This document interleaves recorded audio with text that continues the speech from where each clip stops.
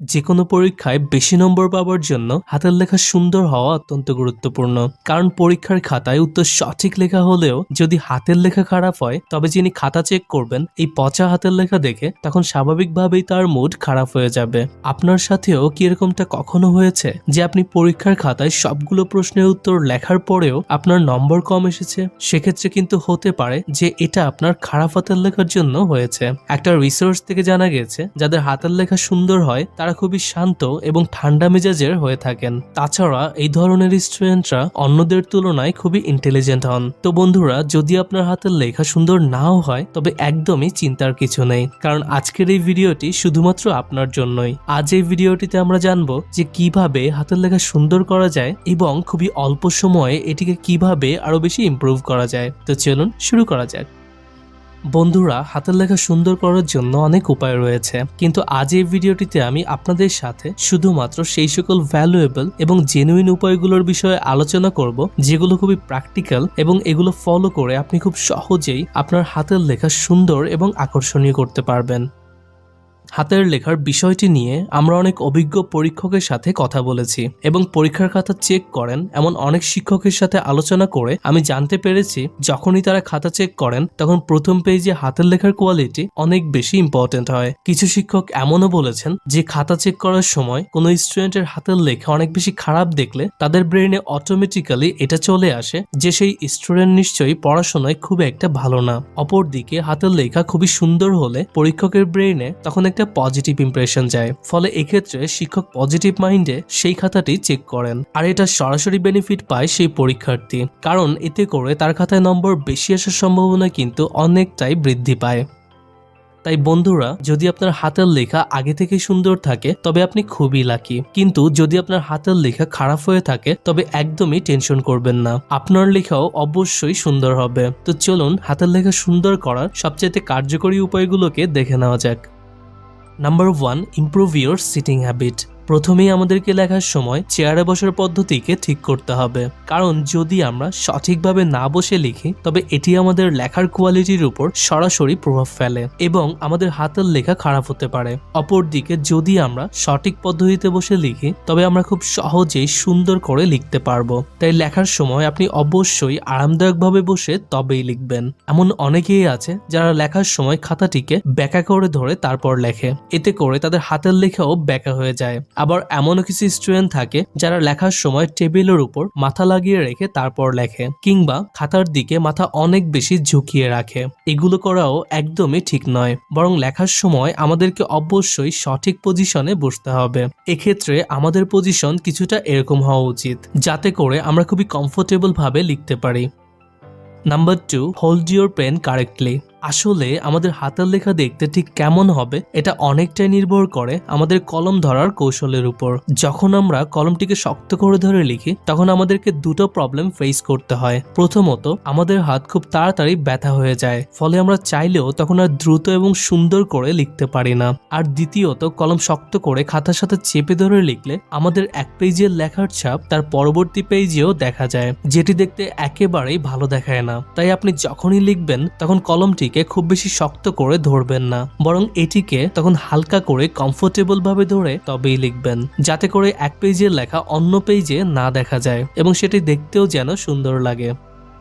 Number 3, move your hand while writing.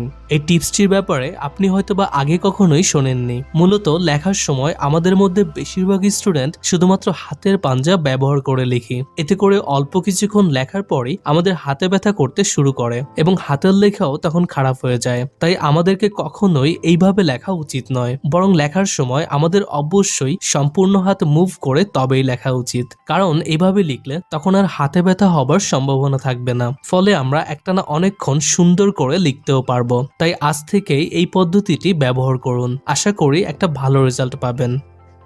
Number 4, don't write too much fast. আপনিও নিশ্চয়ই আপনার পরিবারের কারো মুখে কখনো না কখনো শুনেছেন যে কোনো কাজই তাড়াহুড়ো করে করা ঠিক নয়। ঠিক একইভাবে আমরা যখন অনেক বেশি তাড়াহুড়ো করে লিখি তখন আমাদের হাতের লেখা স্বাভাবিকভাবেই খুবই পচা হয়ে যায়, ফলে কেউই সেটি দেখে ঠিকমতো বুঝতে পারে না। তাই লেখা সুন্দর করার জন্য আমাদেরকে প্রথম দিকে একটু আস্তে আস্তেই লেখা উচিত, যাতে করে হাতের লেখা সুন্দর হয় এবং অন্যরাও যেন সেটি পড়ে খুব সহজেই তা বুঝতে পারে। তবে কিছুদিন নিয়মিত চর্চা করার পর একবার আপনার হাতের লেখা সুন্দর হয়ে গেলে তারপর আপনি আস্তে আস্তে আপনার লেখার স্পিড বাড়াতে পারেন। Number 5, choose a perfect pen for yourself.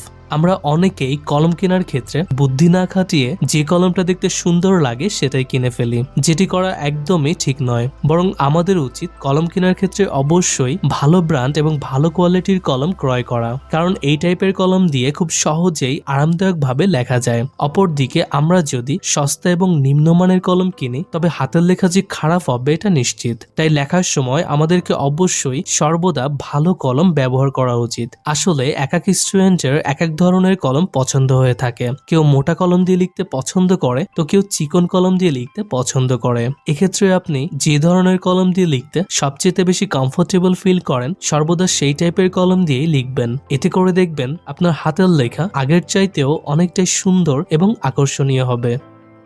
Number 6, keep same gap between ওয়ার্ডস।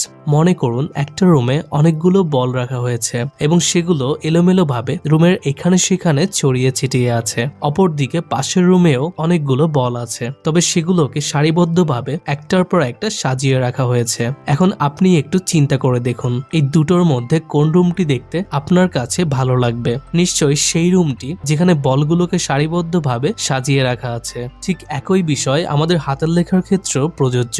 যদি আমরা লেখার সময় শব্দগুলোর মধ্যে পর্যাপ্ত পরিমাণে গ্যাপ না রাখি তবে আমাদের হাতের লেখাও দেখতে একদমই ভালো দেখাবে না। তাই আমাদের উচিত লেখার সময় সর্বদা প্রতিটি অক্ষর এবং শব্দের মধ্যে সমান গ্যাপ রাখা, যাতে করে আমাদের হাতের লেখা অনেক বেশি ক্লিন এবং সুন্দর দেখায়। অনেক সময় কি হয় যে আমরা লেখার সময় শব্দগুলোর মধ্যে খুবই কম গ্যাপ রাখি কিংবা অনেক বেশি গ্যাপ রাখি। এই দুটি ক্ষেত্রেই কিন্তু লেখার কোয়ালিটি খারাপ হয়ে যায়। তাই হাতের লেখা সুন্দর করার জন্য আমাদেরকে অবশ্যই অক্ষরগুলোর মধ্যে সমান গ্যাপ রাখতে হবে। Number 7, keep your writing neat and clean. বন্ধুরা, পরিষ্কার পানিতে যেমন সবকিছু পরিষ্কার দেখা যায় ঠিক তেমনি হাতের লেখার ক্ষেত্রেও এই বিষয়টি প্রযোজ্য। যদি আমাদের লেখার পেজ একদম পরিষ্কার থাকে তবে হাতের লেখাও দেখতে অটোমেটিক্যালি পরিষ্কার লাগবে। অপরদিকে যদি আপনি লেখার ক্ষেত্রে অপরিষ্কার কাগজ ব্যবহার করেন তবে আপনি যতই সুন্দর করে লেখেন না কেন আপনার হাতের লেখা দেখতে একদমই ভালো লাগবে না। এখন আপনি জাস্ট এই দুটো হাতের লেখাকে খুবই মনোযোগ সহকারে দেখুন। যেহেতু প্রথম হাতের লেখা পেজ খুবই অপরিষ্কার তাই এখানে হাতের লেখাও কিন্তু দেখতে একটুও ভালো লাগছে না। অপরদিকে দ্বিতীয় হাতের লেখাটিতে পেজ একদমই পরিষ্কার আছে, তাই এখানে স্বাভাবিকভাবেই হাতের লেখাও দেখতে খুবই সুন্দর এবং আকর্ষণীয় লাগছে। Number 8, practice writing daily. যে কোনো বিষয়ে এক্সপার্ট হওয়ার জন্য সেটিকে নিয়মিত প্র্যাকটিস করার কোনো বিকল্প নেই। আপনিও হয়তোবা লক্ষ্য করেছেন যদি আপনি অনেকদিন যাবৎ কোনো কারণে না লেখেন তবে আপনার হাতের লেখা এমনিতেই খারাপ হয়ে যায় এবং পুনরায় লেখার জন্য আপনাকে অনেক সমস্যার সম্মুখীন হতে হয়। তাই আপনি প্রতিদিন যাই পড়বেন তা খাতায় লিখে পড়ার জন্য চেষ্টা করবেন। এতে করে আপনার দুটো সুবিধা হবে। প্রথমত আপনার লেখার কোয়ালিটি ইমপ্রুভ হবে, আর দ্বিতীয়ত লিখে পড়ার কারণে আপনার সেই পড়াটিও অনেক বেশি দিন পর্যন্ত মনেও থাকবে, ফলে পরীক্ষায় রেজাল্ট ভালো হবার সম্ভাবনা বৃদ্ধি পাবে। তাছাড়া পরীক্ষার আগে অবশ্যই নিয়মিত লেখার চর্চা করবেন। এটি আপনাকে পরীক্ষার হলে নির্দিষ্ট সময়ের মধ্যে সকল প্রশ্নের উত্তর লিখতেও অনেক বেশি সাহায্য করবে। এতক্ষণ আমরা ভিডিওতে যেগুলো শিখলাম চলুন সেগুলোকে সংক্ষেপে আরেকবার দেখে নেওয়া যাক। প্রথমেই আপনি লেখার জন্য আপনার কাছে খুবই কমফোর্টেবল মনে হয় এমন টাইপের কলম চুজ করুন। এরপর লেখার জন্য অবশ্যই পরিষ্কার পরিচ্ছন্ন কাগজ নিন। তারপর লেখা স্টার্ট করার পূর্বে টেবিল চেয়ারের সঠিক পজিশনে বসুন। লেখার সময় যেন প্রতিটি অক্ষর এবং শব্দের মধ্যে পর্যাপ্ত গ্যাপ থাকে এই বিষয়টিও অবশ্যই খেয়াল রাখবেন। এছাড়া কলম ধরার অ্যাঙ্গেলও ঠিক রাখবেন। প্রথম দিকে একটু আস্তে আস্তে লিখবেন এবং একবার লেখায় এক্সপার্ট হয়ে গেলে তখন আপনার লেখার স্পিড বাড়াতে পারেন। এতে করে আপনার হাতের লেখা অবশ্যই সুন্দর হবে।